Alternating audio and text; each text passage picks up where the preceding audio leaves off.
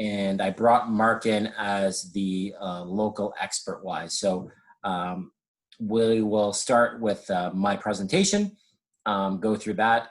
Mark can jump in wherever I make a mistake or anything like that. We also have Kyle down below, my business partner. He's just assisting someone getting onto the Zoom meeting right now. And we will do a question and answer period after. So if you do have any questions, there's a Q&A box at the bottom. So just input your questions in the Q&A box. There's Kyle, he's back. Hey everyone. Hey, did it work out? Did you get him on? Yeah, we're all good. Good. So just giving everyone a rundown on how we are going to do this. So quick introduction to myself. My name's Alex Wilson, broker owner of Remax Wealth Builders Real Estate. We have a co-founder, Kyle DeVici, of Remax Wealth Builders Real Estate, also an investment expert. And then to my left, or depending how it looks on your screen, we have Mark from Minto. He's on the ground in Calgary. He's my contact there. And he's going to help us provide some local insight into the market. I know I spoke to some of you guys offline about Calgary. So any questions or gaps that you want filled, Mark is there to answer those. So what I'm going to do is, believe it or not, for those who have attended my webinars before, I actually put a presentation together. So I'm going to share my screen now so we can go over that presentation. Really the presentation is so I just don't go off some sort of tangent wise and get too far away from the actual relevant content wise. Okay. Kyle, Mark, can you guys see the screen? Yeah, I can see it, Alex. Awesome. So to give you guys everyone a background for those that don't know me, I'm team lead and broker of record for Remax Wealth Builders Real Estate, selling real estate in Toronto for over 11 years. Number one individual agent for Remax for transactions in Ontario for 2019. Number 25 individual agent for Remax in Canada, number 80 in the world.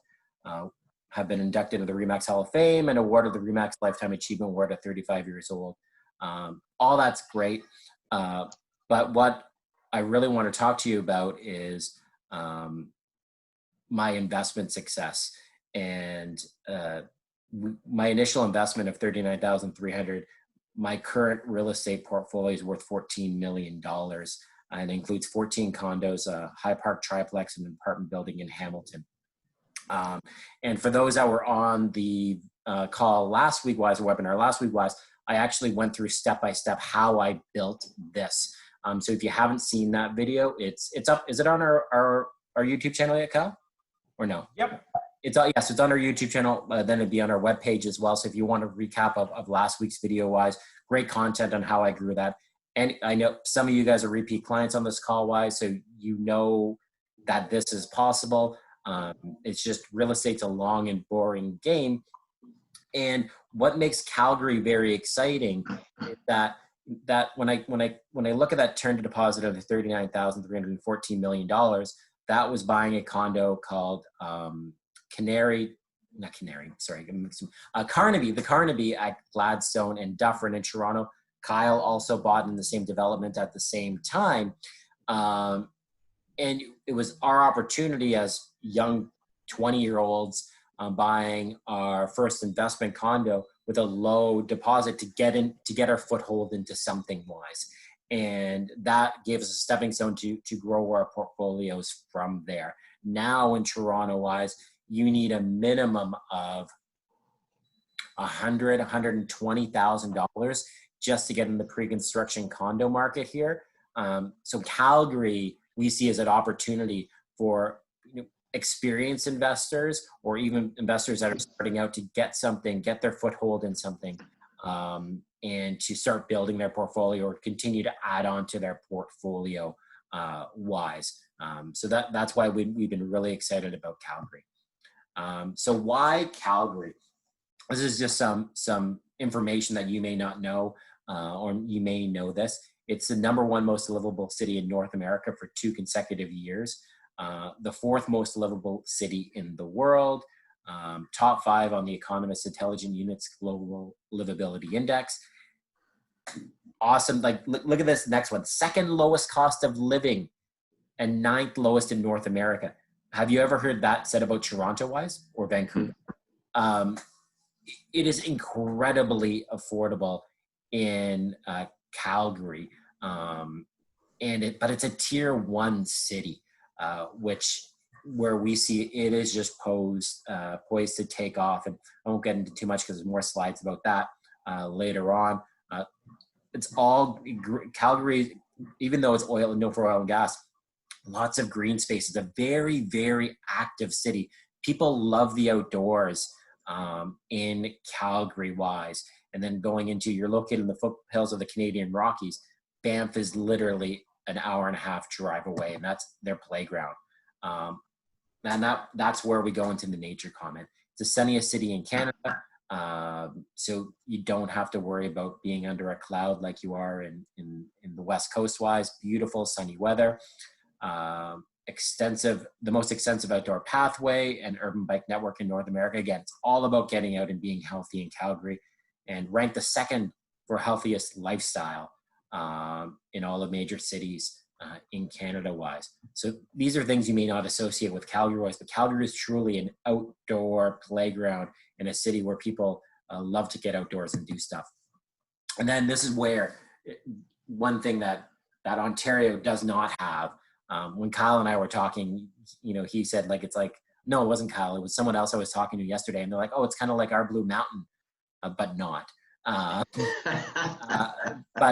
Like literally you're at the entrance to Banff National Park wise, which like those picturesque scenes that you see in cards, Lake Louise, Banff, the town of Banff, the ski hills, everything like that. That's all at your doorstep in Calgary. Absolutely incredible. Worldwide, people travel to visit Banff National Park. It is a true national treasure. And that's at your doorstep that you can go every weekend wise. And Mark, like we always talk about Banff and people know Banff, but the locals more go to Canmore, that kind of thing, right? Like that's kind of where the locals go and ski and everything like that. Well, there's several ski hills that are just a little bit even closer. There's Nikiska in Kananaskis, and you can get there in 45 minutes. And of course, there's COP, and there's just so much to do. Lots of, it says over 200 hiking trails, so you can get up in the morning and hit the mountains. Be hiking through waterfalls and ink pots, which are ponds that are all these different colors and be home for dinner and a glass of wine on your deck in the evening. So it truly is an amazing place, and sometimes we take it for granted, really. And if Blue Mountain is basically a bunny hill compared to these, but also what I want to say is from a traffic standpoint, it's probably pretty easy to get there. Do you have traffic jams going out there? Not really. It's not traffic jams like you would see in Toronto at all. Maybe traffic jams that you would, that if you're a Calgarian, you might think, oh my God, it took me an extra 10 minutes to get there. Yeah. I wanted to relate that to locals wise. So, our migration in the summer months is going up to Muskoka wise, where you can get stuck in traffic for 2 hours just trying to head up north. It's not right. Like that out west. Nothing like that. No. Okay. So what else do I have next? So why is Alex buying condos in Calgary? I wanted to start with that just to give everyone just a general knowledge of Calgary wise. And what's going on there. Now let's go into more the in-depth part of it. Follow the money first of all. Minto is the one that's doing the development in Calgary. And this is extremely important to me, because for those that are on the call, should be familiar with Minto. They do development in Ottawa and the greater Toronto area, as well as Florida-wise. Massive developer-wise. Billionaire family behind it, billion-dollar valuation company-wise, publicly traded REIT. There are no worries about this company going anywhere. It's been around for 60 plus years. So my big line is follow the money. So I have a reputable builder that's multinational that builds in my backyard. I know they're safe. I know their quality is top notch. I know this builder cares about their brand wise. So if they're looking at Calgary and the opportunities of investing in Calgary with their large sums of money, I always look at them like, well, they know more than I do. They have analysts coming out of their backside in regards to looking this up and down, right and left. I'm going to piggyback off them and I'm going to follow them as well. Why? So where an Ontario-based builder sees opportunity in Calgary-wise, that's where I see opportunity in Calgary-wise as well. So they already have 8 rental properties in Calgary, plus they have a number of buildings under development-wise. So when we first started promoting Calgary as an investment opportunity, that was the Era development, which I personally bought in. And that really sold me as Calgary as an opportunity wise. And that's in the Bridgeland community of Calgary, which is a developing area of Calgary, close to the core wise. The difference between Bridgeland and Kensington is Kensington's actually an established neighborhood in Calgary wise.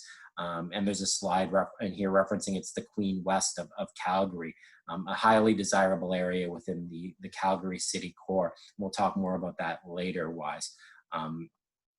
But we completely sold out Era. So there are no more units in Era available wise. And Annex is the current opportunity in Calgary. So seeing Minto flow their money into Calgary wise was a huge light bulb going off my head. If they're going there, I should be going there as well. And then when I started looking deeper and deeper into the opportunity, it became a real no-brainer for me. So first of all, buy low, sell high. In Toronto-wise, for those that invested in Toronto, we've really been on upward trajectory over the last 11 years. Seeing a small dip in 2009, that was the last dip, and then it's basically been going up for the most part like this ever since wise. Whereas Calgary has been on a downward trajectory since 2014. We have not had an opportunity to buy in a down market in the Toronto area, whereas we have a true depressed market in Calgary-wise. For me, that gets me excited because I get to buy low and take advantage of that low opportunity-wise. Now, I have Mark on here. He kind of talked about some how the market has been picking up in Calgary-wise. And some of you in the call may be like, well, why aren't Calgarians buying this? When you've been under a rain cloud since 2014, it's hard for you to see opportunity-wise. Whereas I can look at it from the outside looking and going, this looks like incredible opportunity. Would you agree? That's so true. Some of the sentiment, like when you're talking to people in Calgary, you can have some depressing conversations sometimes. Yeah. And I would agree wholeheartedly. And so, yeah, definitely tough situation to look at from the inside out. And then so traveling back and forth to Toronto, I can just see how things have just gotten like absolutely crazy in the downtown core. I love the vibe and I love the things that the whole happening scene downtown and then you come back to Calgary and you're like, oh my God, nobody realizes the massive opportunity there is here. So TD economist and RBC economist both said last year at their forecasts that if you're going to buy anywhere in Calgary or anywhere in Canada, Calgary was the place to go because it's so undervalued, and it's an international city now, so it's just poised to explode, and for so many different reasons. So I'll let you continue. And the crazy thing is that if Calgary again is a tier 1 city. There are places I can go to in Southern Ontario. I can go to St. Catharines. Condos are more in St. Catharines than they are in Calgary-wise. To me, that doesn't make any sense. Condos in Hamilton are more than condos in Calgary-wise in the downtown core of Calgary. And I liken Calgary a little bit to Ottawa, and I know I have some Ottawa people on here. Ottawa at one point did have the condos weren't an attractive investment opportunity in Ottawa wise.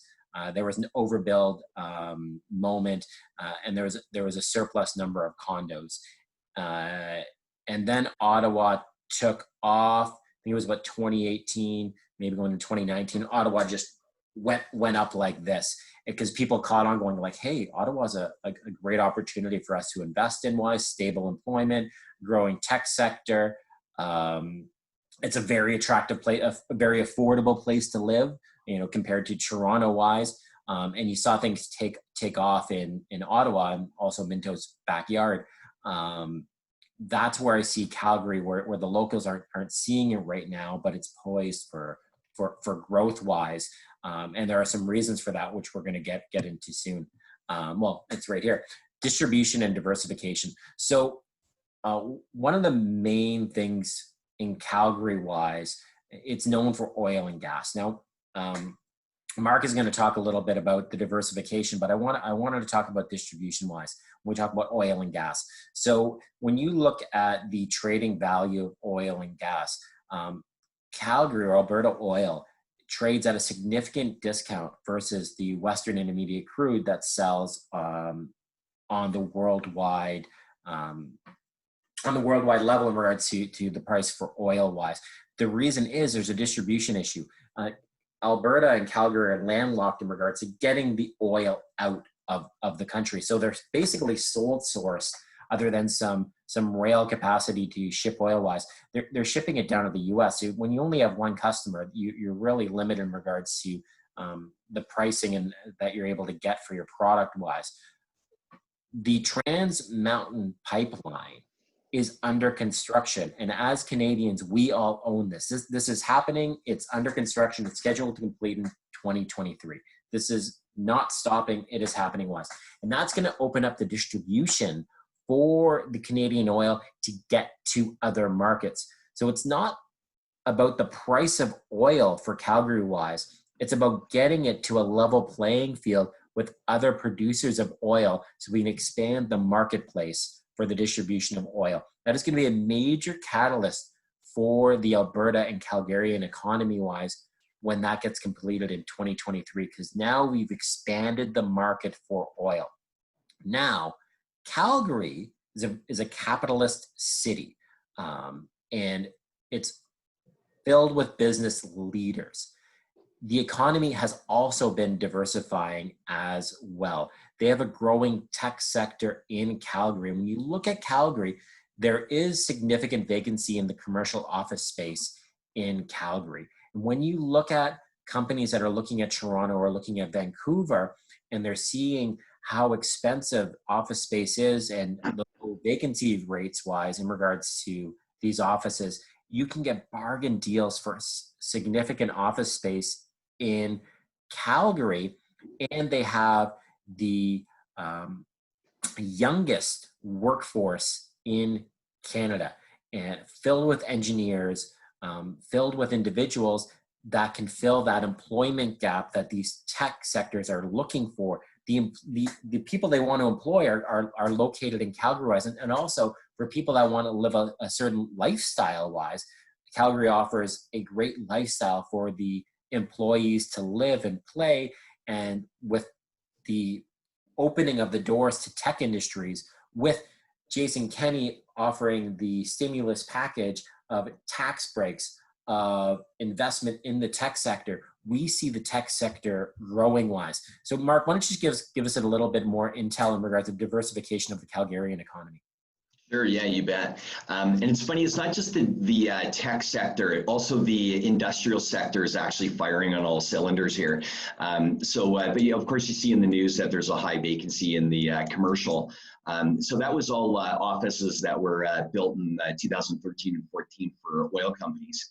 And so there's quite a bit there that's available, which is actually, like you had said, it's super, super attractive. But one of the things the last time I was in Toronto, and I was talking to the president of Minto in Toronto, and he's obviously diversified himself. He knows quite a bit about the Calgary market and the Western economy and that.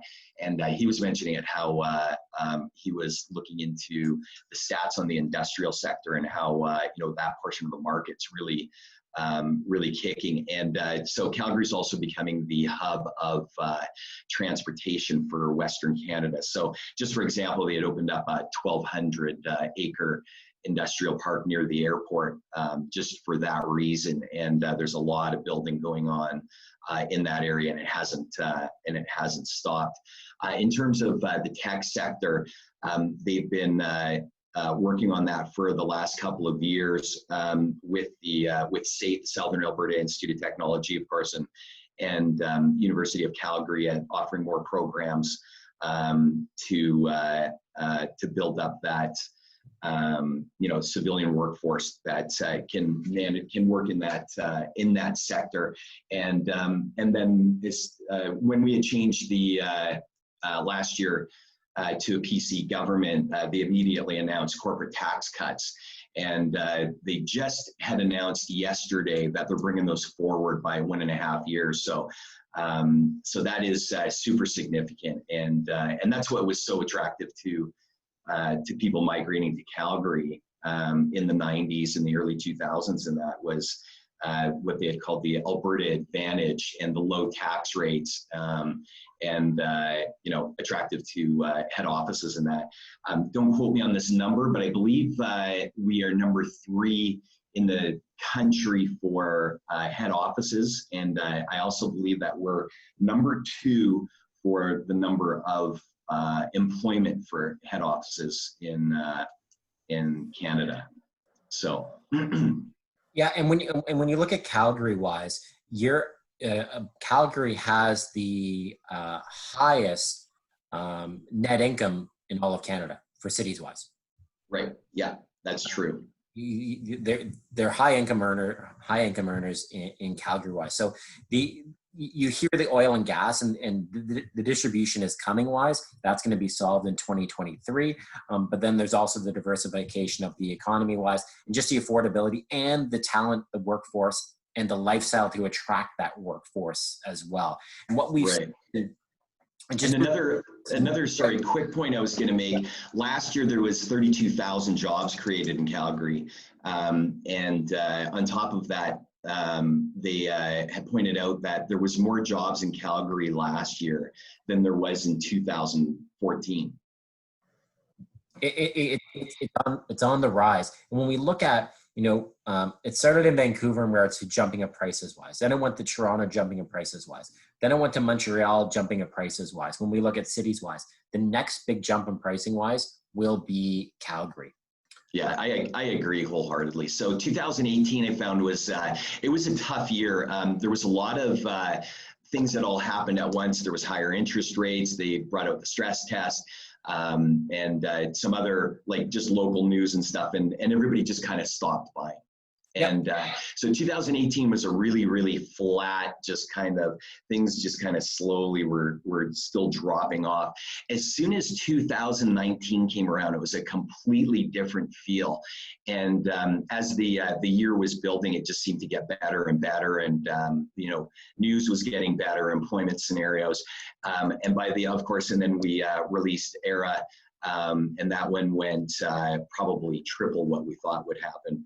There was so much interest in that one. And then on top of that, it actually fired up the rest of downtown. We saw our competitors also increasing their sales by probably 20 or 30%. And you know what they're not doing? They're not offering rental guarantees. That's true. Well, later. It's true. But and then the beginning of this year was the best start in real estate in 6 years. So, and then COVID hit, of course, and it quieted down. And I don't know if I'm jumping the gun here, but something that we were just talking about earlier, and I was chatting with one of my partners this morning. The market's just on fire right now. So the numbers, just even in the last 2 weeks, are eclipsing what they were last year at this time. And they're trying to get book product on the resale side for clients. And one of them, they had 6 or 7 that they were loading up to for showing, and they were all conditionally sold. And I've been seeing this for the last few weeks. So. And this Calgary's boom and bust. And again, going into back to the first point was buy low, sell high. When Calgary takes off, it does go like this. So we are at the bottom of the bust cycle. So I see very minimal risk in Calgary wise, because I don't see prices going down anymore. My only risk is when do we hit the upward curve of the boom cycle for Calgary wise. So again, really going into when do I get opportunity to buy low. So I'm following the boom and bust cycle, and we're down here, and we're just about to hit that angle upwise. That's what I see. So let's talk more about the location wise of where this specific building is. So we're going more on the local side about this. So Annex is located in the Kensington neighborhood of Calgary. Literally the C train is right next door. Your one LRT stop to State and Mountain Royal. So you have your nearby educational campuses wise. You're only a 10-minute walk to the downtown core where the jobs are. Your green space, 5-minute walk to Riley Park, 5-minute bike ride to St. Patrick's Island Park and Prince Island Park.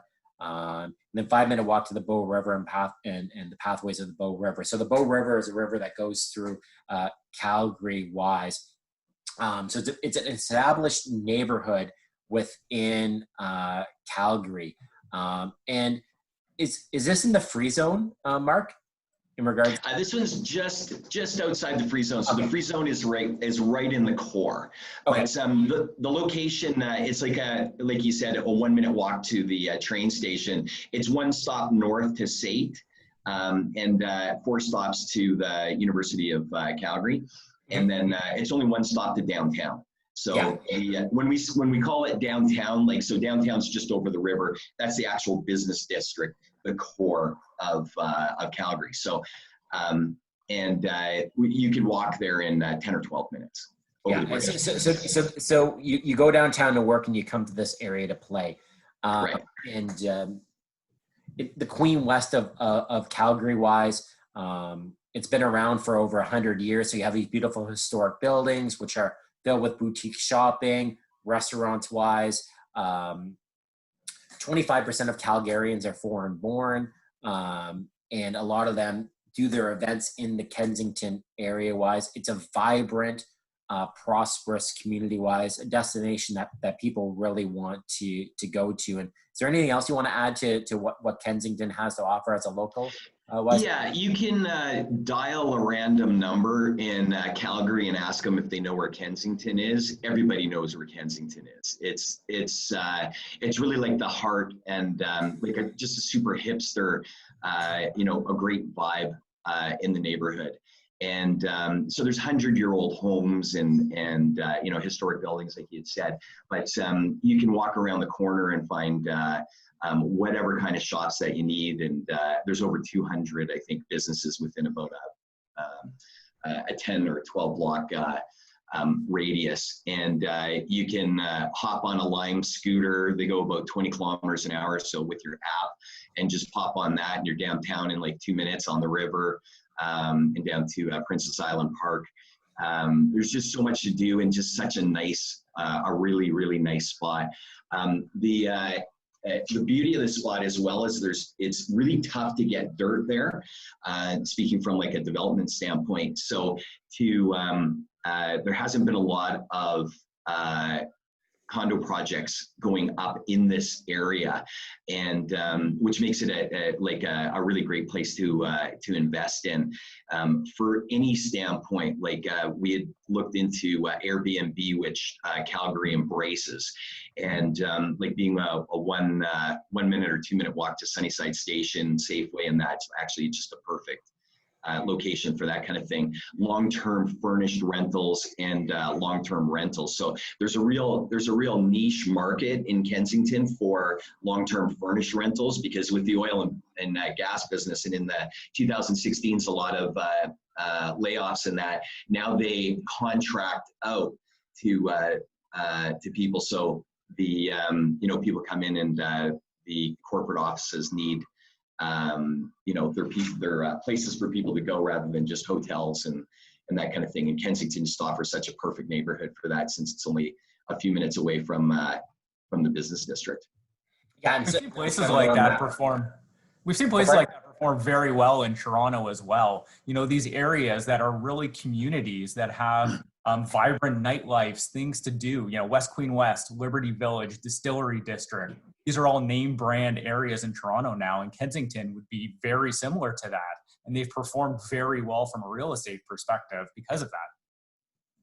Right. And I looked up the data for the last couple of years on there was a deflation period after 2014, which ended around 2019, the beginning of 2019. And the deflation in neighborhoods like the Beltline and on the other side of the core, like on the south part, had deflated a considerable amount, and Kensington holds its value. So it really hadn't gone down that much. And some of the older homes that are in disarray are being bought up, and infills will go up as like a duplex style with over $1 million a side. So you can see that the neighborhood's it's just so perfectly positioned in Calgary, and just such a cool little neighborhood like Queen West that everybody knows the place, and it's just a great place to be. So quick little note for everyone there. When Mark calls it a duplex, what we call a semi-detached, that's what they call a duplex out there. So it's not actually what we refer to as a duplex, just so everyone's wondering. A duplex is a semi-detached here. And I put up a little map, just shows you everything. So this is where Annex is right here. And then we have all the different shops, restaurants, grocery stores, transit-wise, that are all at your doorstep-wise. So I wanted to give some rental market details-wise. Medium income in the core is $73,300. So good incomes in that area. Demographic has an age of 36.9 years and single. Ideal rental demographic or purchase demographic. Average one bed rents up 2.9% and two beds up 4.1% in 2019. So we have an upward trajectory of rental wise. Vacancy rates dropped from 3.4 to 1.4. That's very important. And Mark kept on stressing when we talked about Calgary, him and I have talked about Calgary since 2019. I don't really talk about this that much because we have the rental guarantees in place wise, but rentals are in massive demand in Calgary wise. Calgary has a net growth of about 10,000 per year. So if prices have been going down, that means there's less buying activity. But if there's still people moving to the area, people need to move somewhere wise. And they've just been migrating to the rental market, and we've seen rate vacancies drop significantly to the 1.4% level wise. Excluding Annex, just 485 new condo units remain in the core. As Mark said, there is limited dirt or developable land available for construction wise. So there isn't a lot of product that's coming online now in the future wise. So you're anticipating some supply issues at some point in the future. Compounded by COVID. Yes, exactly. Yeah. So now that this is not even factoring in basically the halting of construction during this period wise, or people not launching. And I think this is a really cool fact, and something we don't think of in Toronto because everything for the most part is concrete. Annex is the only new concrete condo development in the community wise. A lot of, I shouldn't say a lot, but builders in these smaller buildings wise can use wood frame buildings wise, but this one's actually a concrete development wise, which will make a difference in regards to the soundproofing and just the overall sustainability of the no, I shouldn't say sustainability, but just the overall quality of the build. It's a pure concrete build wise, where other ones are building with wood. And reasonable to expect rental PSF, so price per square foot, to exceed $3, with upward trends for new quality tenants and limited supply and demand. So again, we're seeing upward trajectory on the rental market on pricing wise in the Calgary area. So I'm just going to jump in and Yeah, of course. just talk about, so there was about a 20-year period where there was absolutely zero rentals built in Calgary. Nothing, everything was being built for sale. So you can imagine the age of the buildings when you have, now we're jumping towards purpose-built rentals. And so the market with something brand new really just kind of sucks in the millennials and the people that are looking for better product to rent. So like the older buildings with no balconies and lack of local amenities and that kind of thing. And then, I mean, think of yourself as a renter. If you were in a building where it was like a basement suite or something on the second or third floor and you have no balcony, all you can do is open the window. Not very attractive.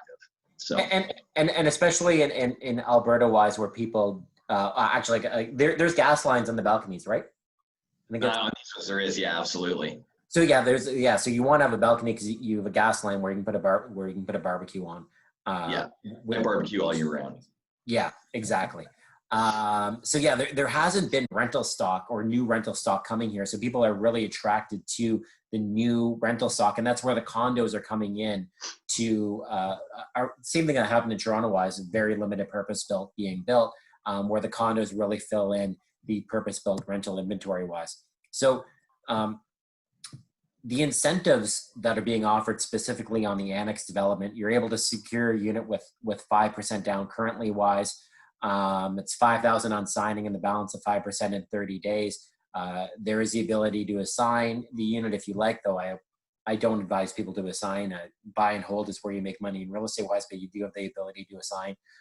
But really the true value plays the 3-year rental guarantee, including property management, massive. So this allows us, so if we're looking at, okay, so we're boom and bust, we're buying low. So we're on the bottom of our curve here now.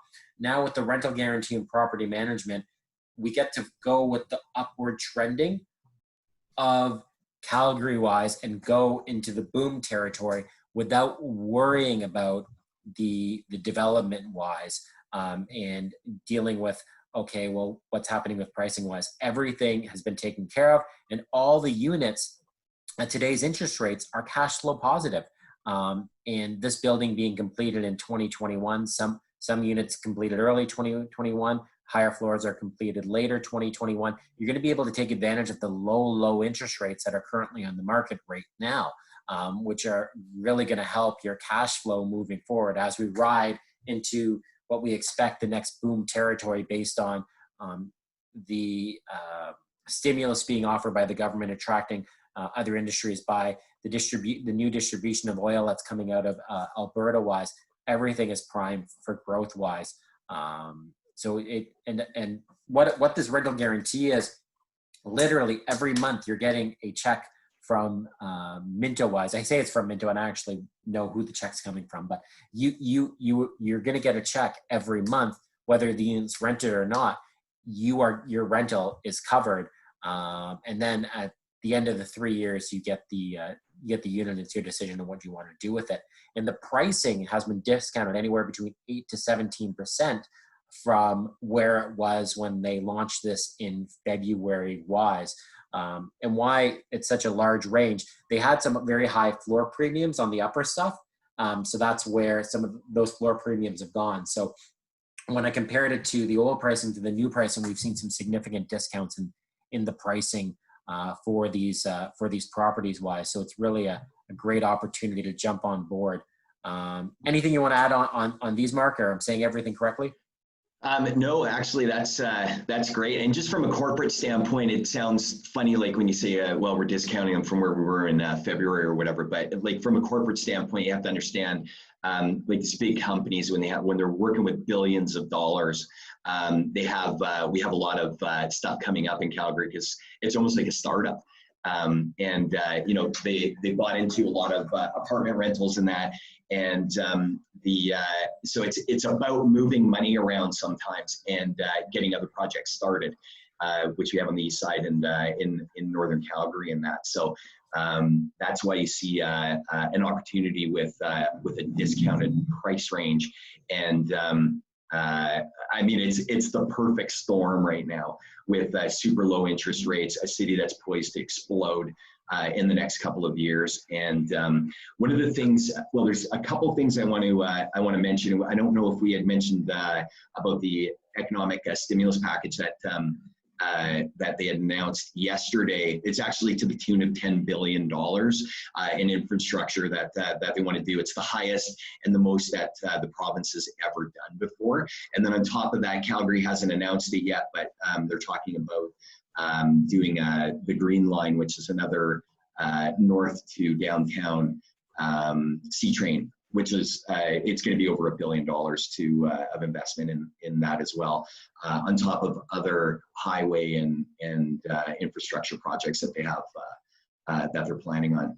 On top of that, with the corporate tax cut, and there was one other thing I wanted to mention, and it just flew. But it also, like, so people understand the finances of Alberta wise.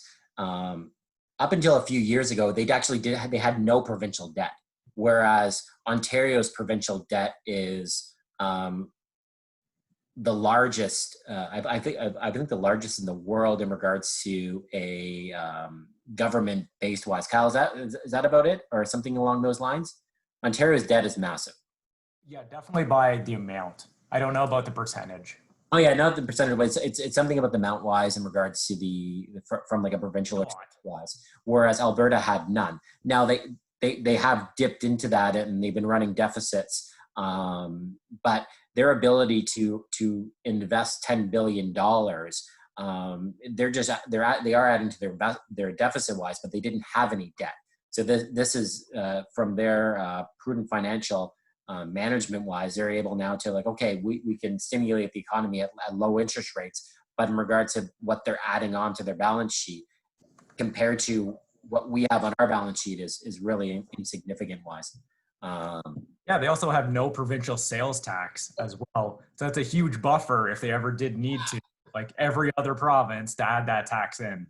Yeah, so going into now talking about the Alberta benefits wise, Alberta's anti-tax. Alberta is pure capitalist wise. They do not like tax. So things I didn't know until I bought into Calgary wise, and I was blown away. No development charges or other closing costs. If you buy in a pre-construction in Toronto wise or in Ontario for that matter, there are development charges, pass-through charges that the builder will charge down to you that they are charged by the city wise, and some additional other charges as well. So in Toronto, that could be $20,000. And then on top of that, there's no land transfer tax, either provincially or in the city wise. Whereas Toronto, we have a double land transfer tax where we get tax on at the provincial level and on the city level, which is 4% basically of the value wise. So that could be another $20,000 right there. That's $40,000 in your bottom line. You don't have any of those costs in Alberta. When you close on a pre-construction condo in Calgary wise, you're looking at just your legal fees on closing, which is around $2,000. So very, very minimal expense in Alberta wise. And as Kyle said, there is no provincial sales tax. So there is GST that's charged on these purchase price, but that's only the 5%, not the baked in 13% that we have in Ontario. And then part of that 5% is rebatable as well. It's a sliding scale, so you can get some of that back from the federal government wise. So it's a really attractive place from a tax standpoint because you aren't getting taxed at the provincial level, whether it's development charges, land transfer tax, or a provincial sales tax as well. So just next steps, if there are interest-wise, we will be sending an email out to everyone just guiding these next steps. Suite reservations, Remax Wealth / reserve. Just indicate all the details for a suite that you're interested in. We'll send you what's available wise, and all agreements will be signed via DocuSign, and a Zoom meeting will be booked to go over the agreement. So that's your next step wise. But now we're going to open it up to the questions wise, because I'm sure there's questions that people have, and we're really excited to answer those. So jump onto these here. Okay. First question, does Minto plan any pre-construction sale in Calgary next year with a 5% down payment? Second question, how does Minto guarantee the rental income for 3 years? Third question, when is the 15% due? This will be investment property for me. So great questions wise. I'll back that up. I'll start actually from the reverse order. Third question wise, when you actually close on the property, unless you're moving into it, you always need to put 20% down from a bank standpoint on an investment property wise. So the 5% secures a unit for you from the builder. So the 5% would go into a trust account for the builder wise. The 15% when the building has final closing wise, and you go get a mortgage on the unit, the bank will most likely require you to increase the down payment up to 20%. So all my cash flow projections are based on 20% down because that's what the bank would require when you get a mortgage on this property. Second question, how does Minto guarantee the rental income for 3 years? How it works is a financial equation. It's purchase price before the GST purchase price, multiplied by 6%, divided by 12. That's how you get your monthly rent-wise. How they guarantee that? They wrote on a piece of paper, we will guarantee that we're going to pay you that amount every month, whether it's empty or whether it's full. So whatever they rent it out for, you're going to be getting that check for that amount every month-wise. That's how they guarantee the rent-wise. And really, as someone that's out of province, nowhere near this location, and this also includes the property management as well, it's very, very attractive for me just to take the rental guarantee and set it and forget it wise. If, let's say, the economy blew up and the rental value significantly exceeded the rental guarantee, you don't have to take the rental guarantee. You can choose to opt out of it by the time you get your keys and go rent it on your own. There's nothing that's holding you to the rental guarantee wise.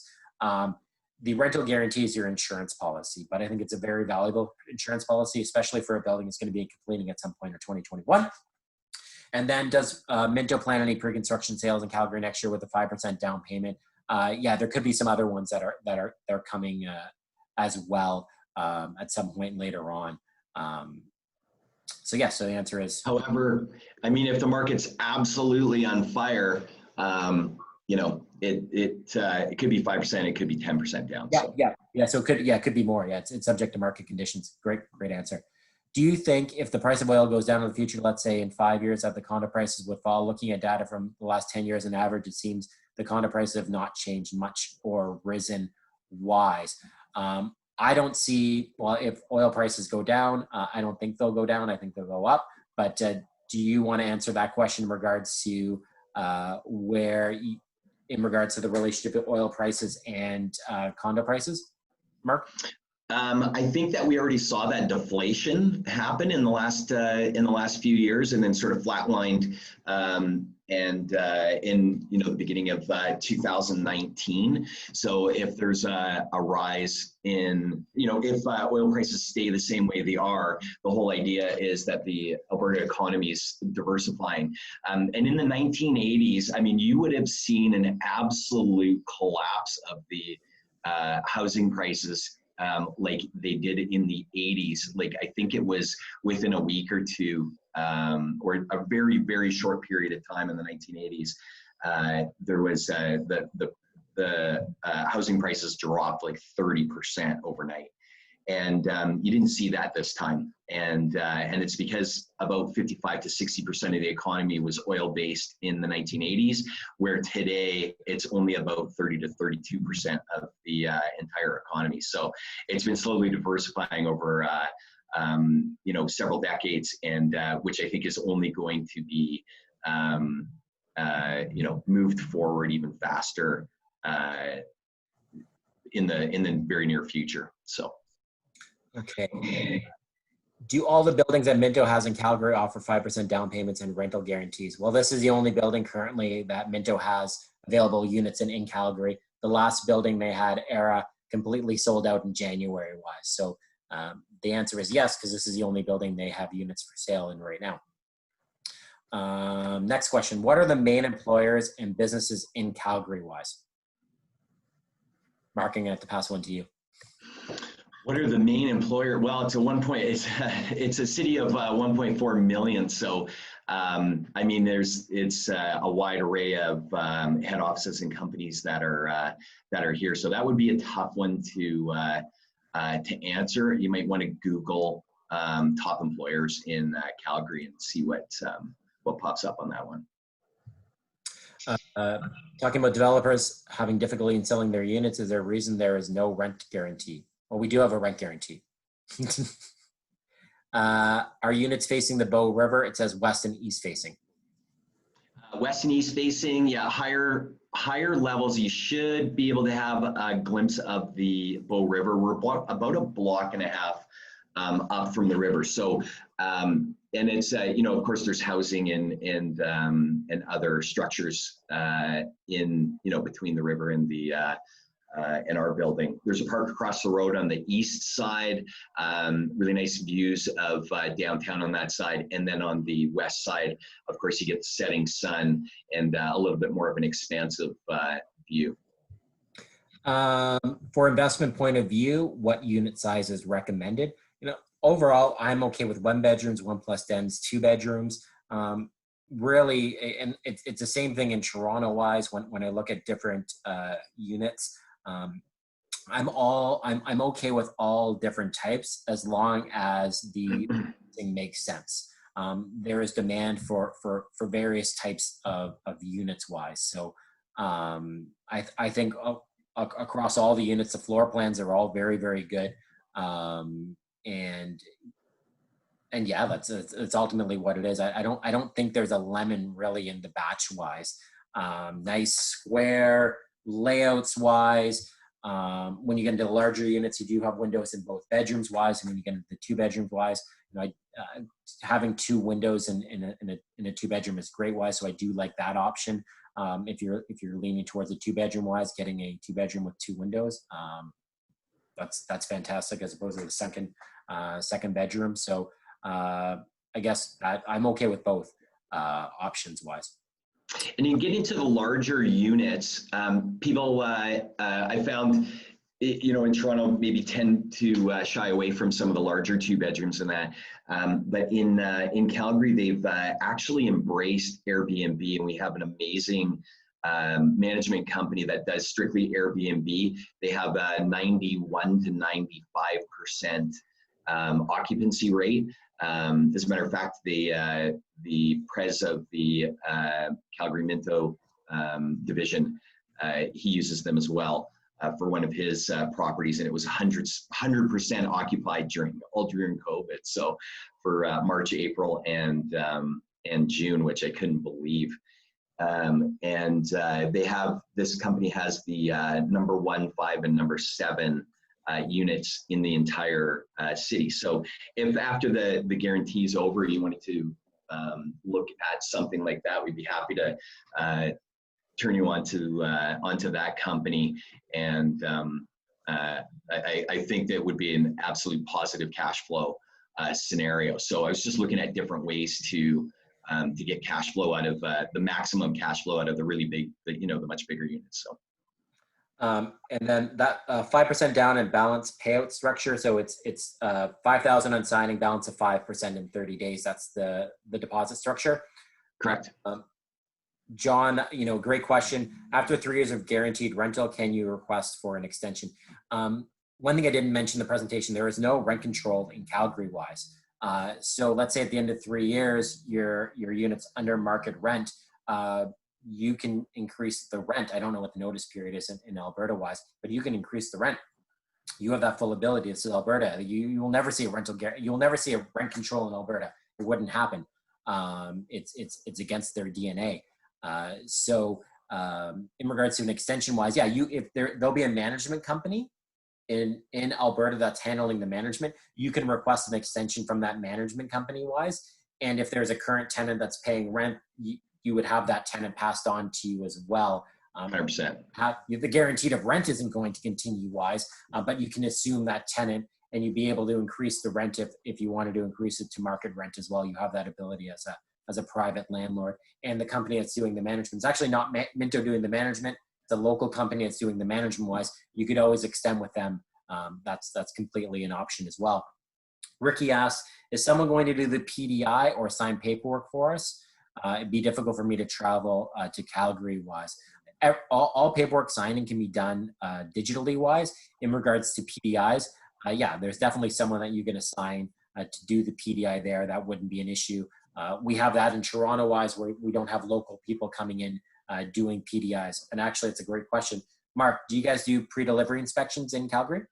Of course, yeah, absolutely. Yeah. So yeah, they're I'm easily sure you're in Toronto, and they could FaceTime you or whatever if you wanted to. That would be a very easy thing to coordinate wise. Designate a PDI representative in Calgary to do that inspection for you, and then yeah, you could be FaceTimed on that as well.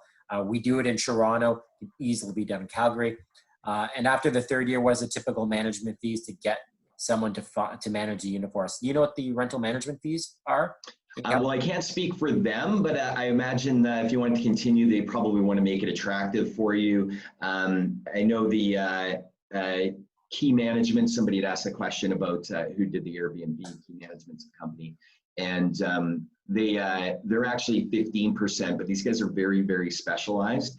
Airbnb, that's Airbnb, so that would be more expensive. Yeah, and but I think when you are looking at long-term rentals, you're about probably 10 or 12% in that neighborhood.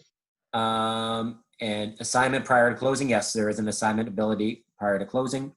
Sam, after 3 years, how does one manage the unit while living far away? Again, you could have you can have someone managing a local management company managing for you there. I personally in Toronto, I own my own management company. We manage units for investors here.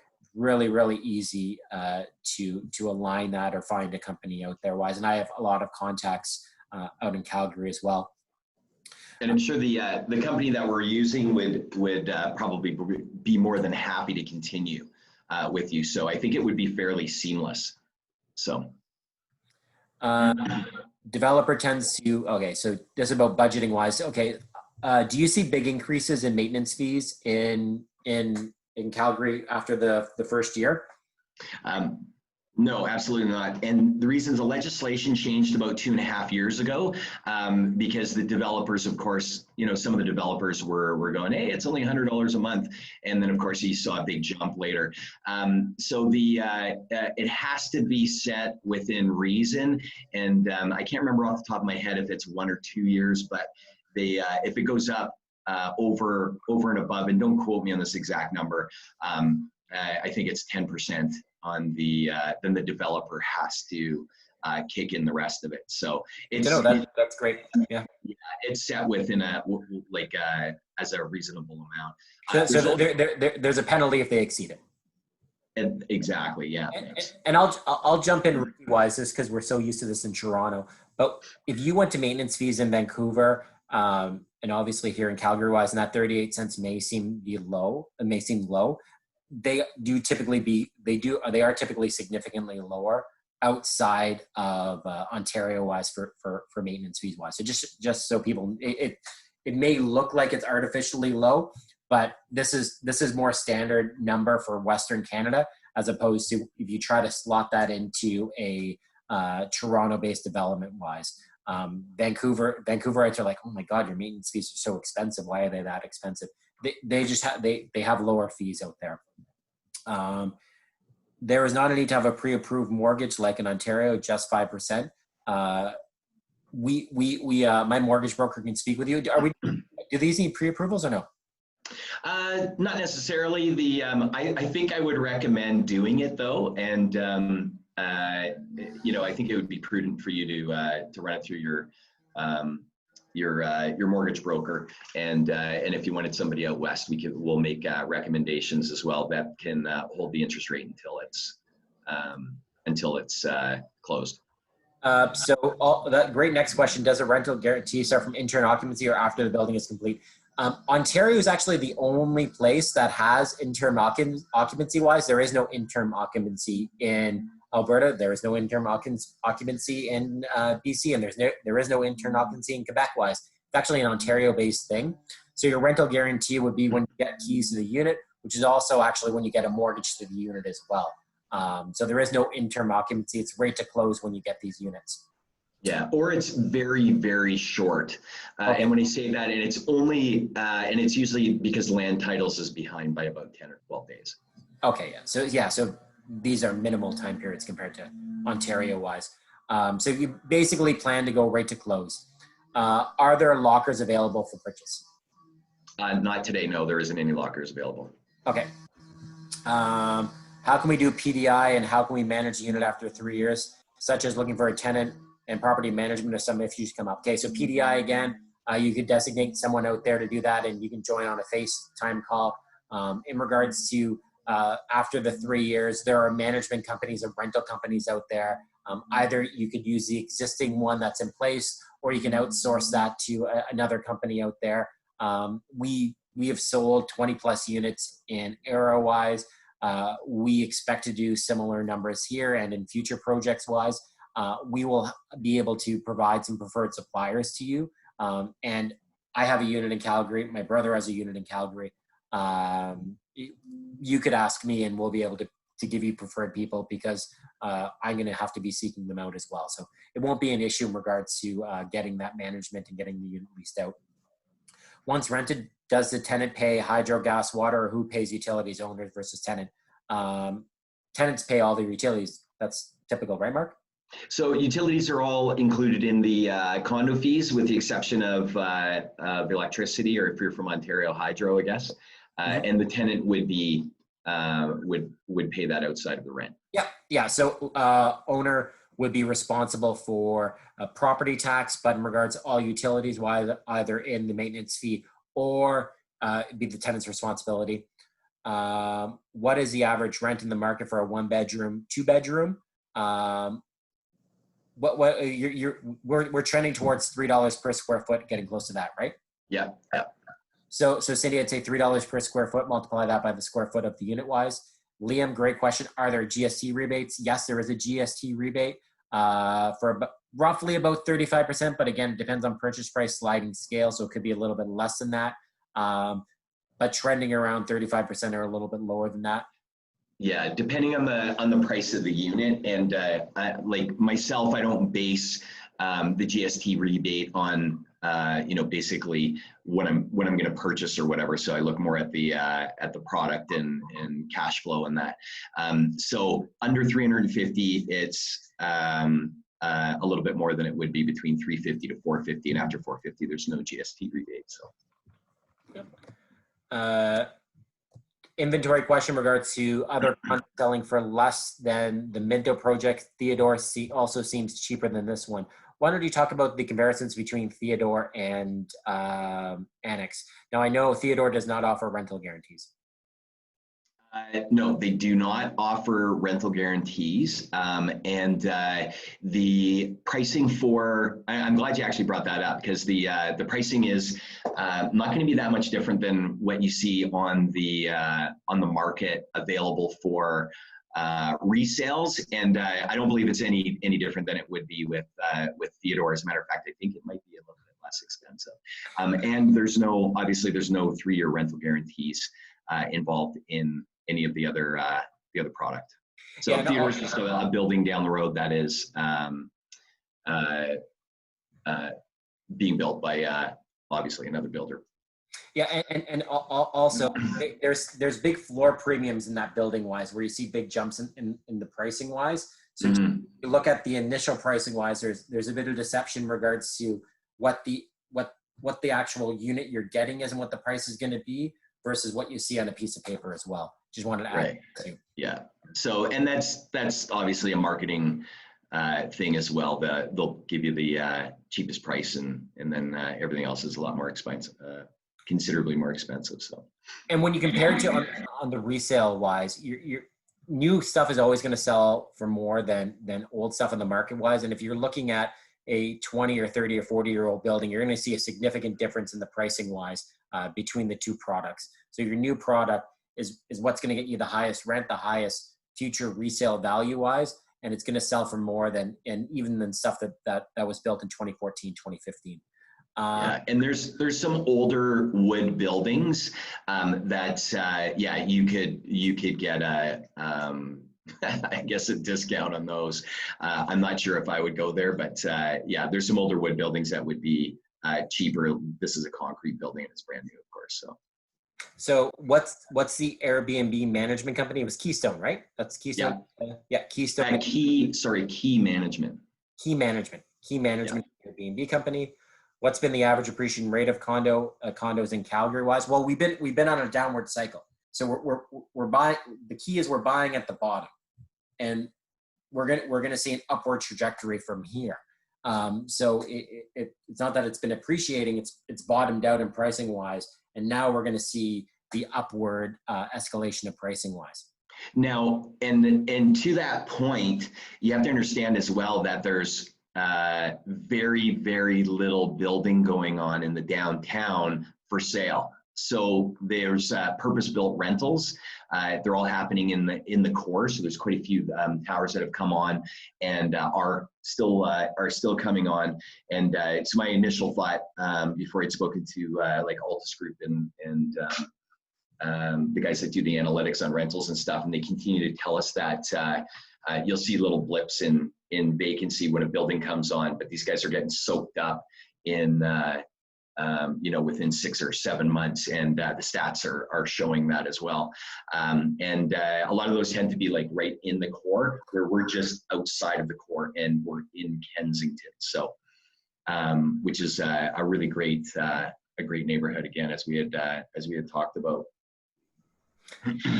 What amenities are included in the building?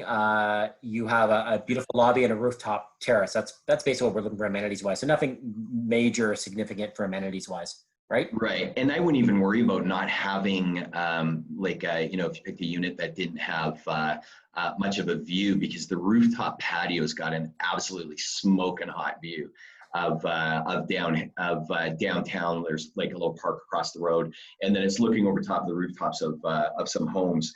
And so like the dusk shots and stuff, I mean, it's beautiful, and there's barbecues up there, entertaining area, games area. It's dog friendly, so there's a little dog run up the top, and fire pits.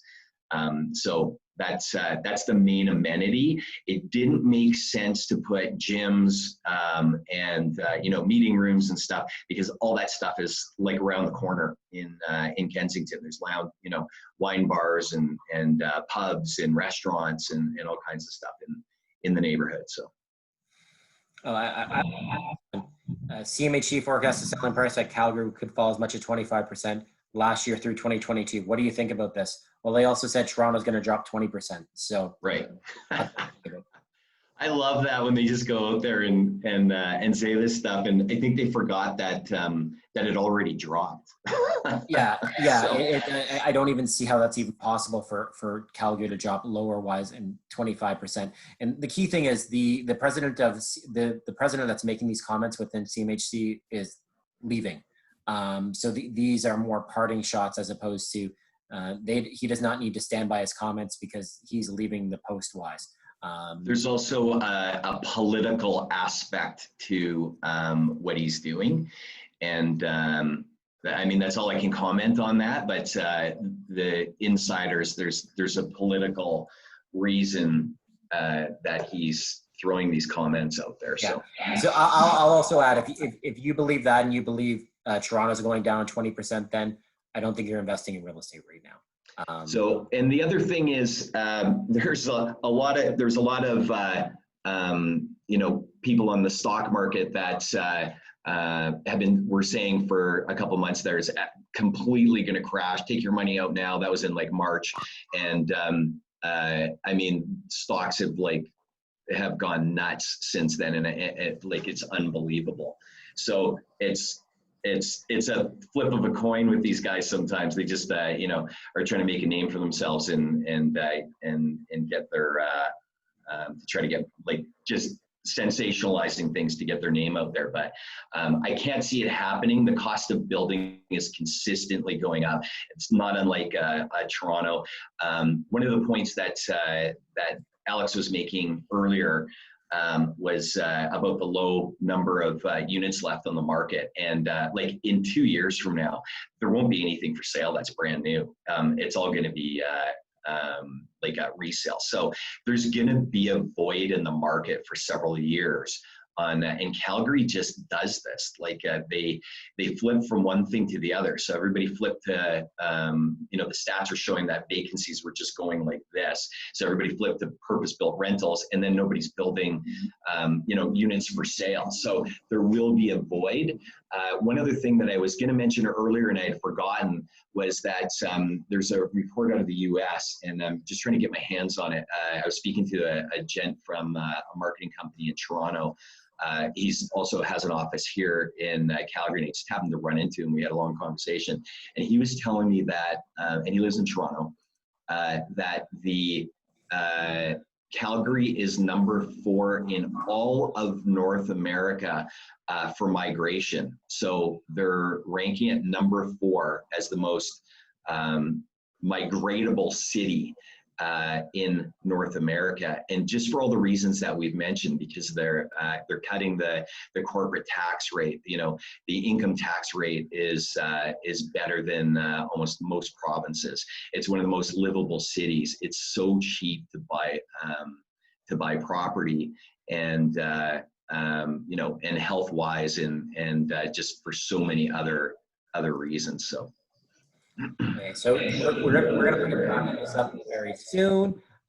Price include parking. No parking's additional. It's $39,900 plus GST. What is closing date? Lower floor will be. Are we like spring? We're gonna be March. Yeah, we'll be March through end of June next year. Okay, and.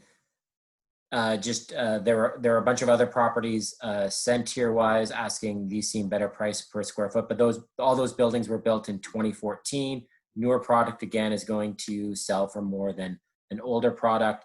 Or older, yeah. Yeah, and can non-Canadians invest? Yes.